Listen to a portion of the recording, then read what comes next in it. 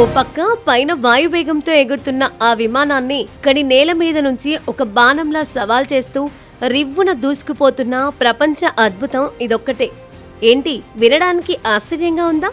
కానీ అది నిజమే. ఎప్పటికప్పుడు వినూత్న ఆవిష్కరణలతో ప్రపంచాన్ని ఆశ్చర్యపరిచే చైనా ఇప్పుడు సరికొత్త హైస్పీడ్ రైలును పరిచయం చేసింది. గత కొన్నేళ్లుగా అత్యధిక వేగంతో నడిచే రైళ్లపై దృష్టి పెట్టిన చైనా ఇప్పుడు హైస్పీడ్ ట్రైన్ను తాజా ఆవిష్కరణ చేసింది. గంటకు అత్యధికంగా 600 కిలోమీటర్ల వేగంతో ఆ రైలు నడవనున్నట్లు వెల్లడించింది. ఇది పరిగెడుతుంటే భూమి వణుకుతుంది.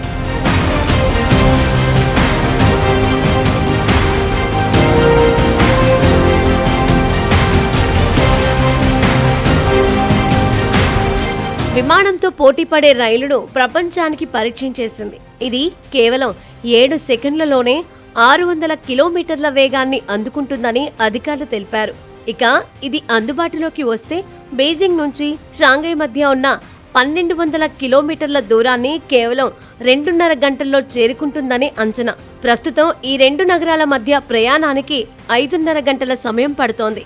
2025 చివరి నాటికి హైస్పీడ్ ట్రాక్ నిర్మాణాన్ని పూర్తి చేయాలని ఇంజనీర్లు మ్యాగ్నెటిక్ లెవిటేషన్ టెక్నాలజీ, అయస్కాంత వ్యతిరేక క్షేత్రాలను ఉపయోగించుకొని ట్రాక్ నుంచి రైలును పైకి లేపడానికి సహాయపడుతుంది.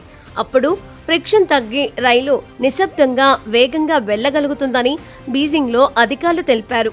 దీన్ని పరీక్షించగా రైలు బరువు 1.1 టన్నులని చెప్పారు.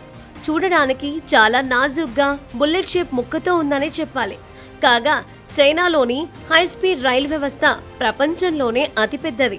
గతేడాది చివరి నాటికి మొత్తం 48,000 కిలోమీటర్లకు విస్తరించింది. ఈ ఏడాది దాన్ని 50,000 కిలోమీటర్లకు పెంచే లక్ష్యంగా పెట్టుకుంది. మరోవైపు హైస్పీడ్ రైళ్ల అభివృద్ధిలో కూడా బీజింగ్ దూసుకెళ్తోంది.